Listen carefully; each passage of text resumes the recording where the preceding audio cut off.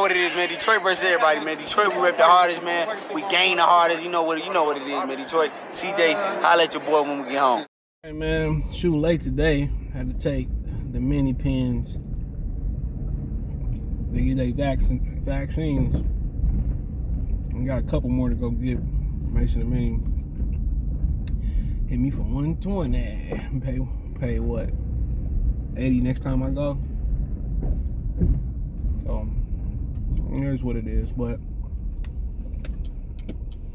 let's talk about Al and Keith and Errol situation, man. Thumbs up the video, share the video, subscribe to the channel. Next subscribe button. It's the bell icon button. Hit on our notification, increase your chance of notifications, go live with our video. Yeah. So what allegedly being said is that Al Haymon pretty much paid for this to happen. Now, that's what my main source telling me. I know it's true. Like I told y'all, I know Errol was on the phone with somebody I know and somebody else I know, and most of us know this other guy, and he told them that Al Haymon wanted him to fight Keith Thurman. And obviously you hear the audio with him saying, no, I'm not fighting Keith Thurman. I'm not fighting Keith Thurman. And the plan is to still age out Bud. That's what it is. And I don't care what the Errol section will say. Right? But all I say is this. What big fight has Al Haymon made that's happened on time? Come on. Man, his two biggest fights outside of Floyd and, well, even with Floyd and Pacquiao, all his biggest fights included another promoter. The biggest, Floyd and Conor McGregor, Floyd and Manny Pacquiao, Floyd and De La Hoya. You know, Floyd and Bob Arum, Fury and Wilder. Every one of them included another promoter.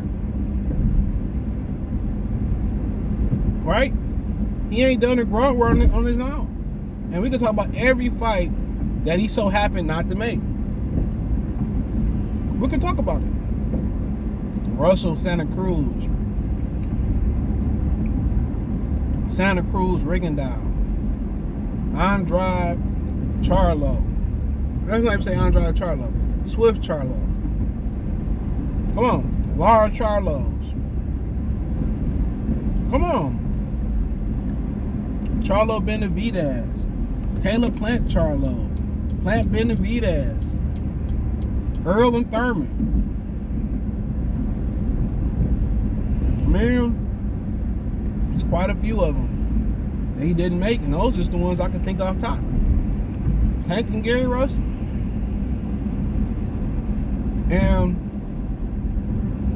like I said on Twitter, people that don't see that Al Haymon does no wrong are the same people that came into boxing 2012 or later. Should I say 2010 or later? They're the same people. Most of these dudes ain't been around, bro. Y'all gotta understand, I've been on YouTube since like 2011, bro. Before I even had this channel. Come on. So you got people that think Al Haymon can't do no wrong. That's what they verbalize. But financially, they don't say that. They don't. 77,000 people, 75,000 people bought Wilder Hernandez. Really, like 50,000 people bought it.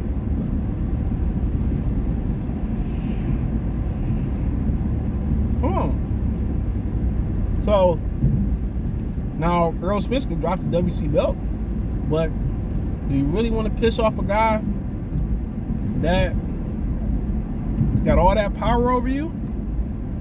He got all the power. That's why he never came to the negotiation table.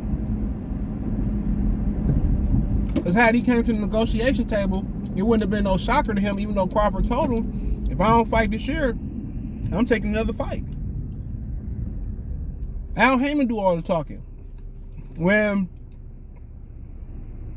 they say Keith Thurman priced himself out for $10 million. That's not Keith Thurman. Al Haymon. All them fighters do is show up and fight. That's it.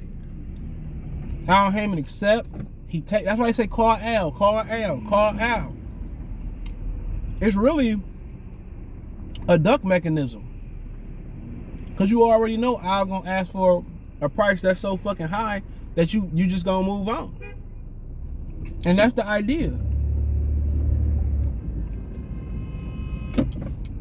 It's to price these dudes out so then he don't have to lease out their services. So they ain't gotta take the tough fights. Exactly what it is. It's exactly what it is.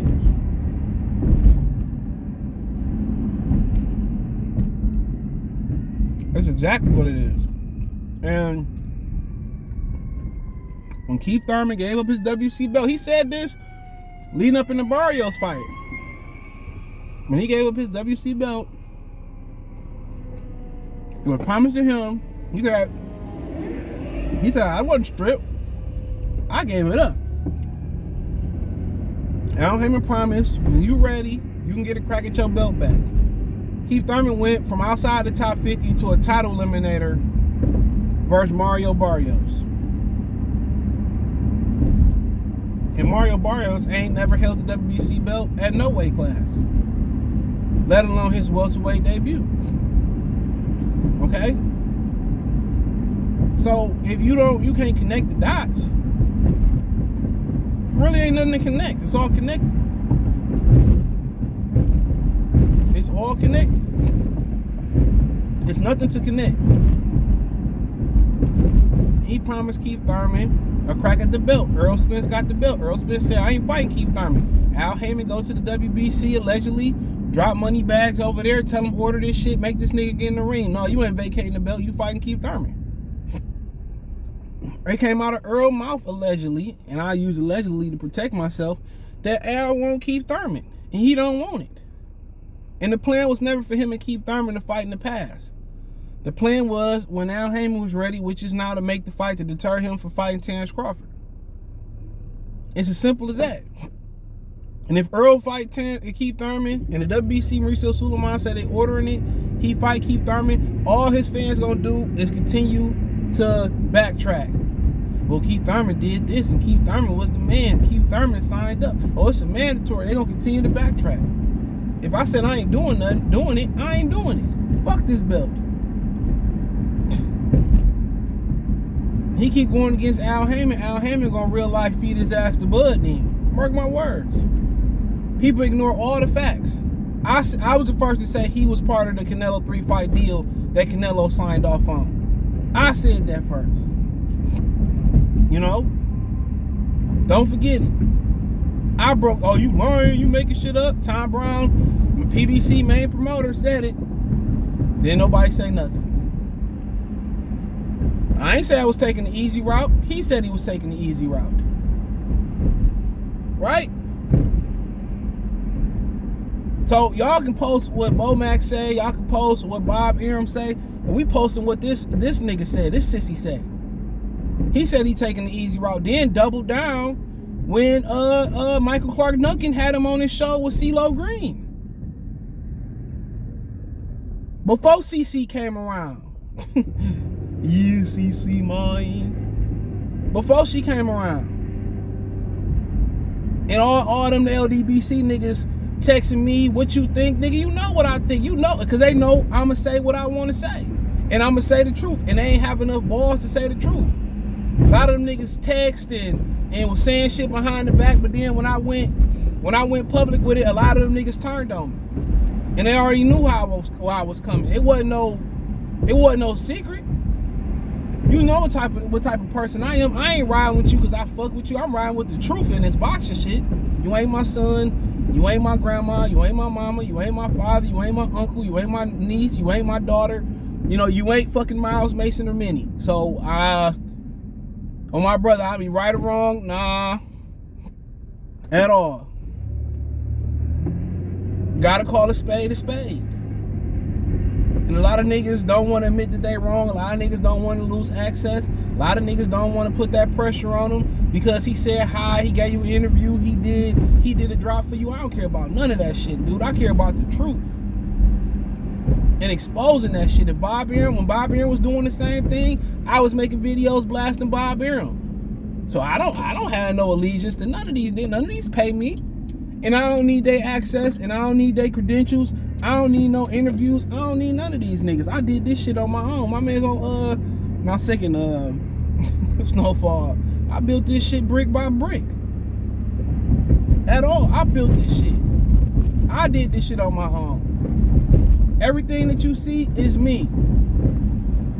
From starting on Facebook, build my shit up, from starting with some other people, I did this shit, bro.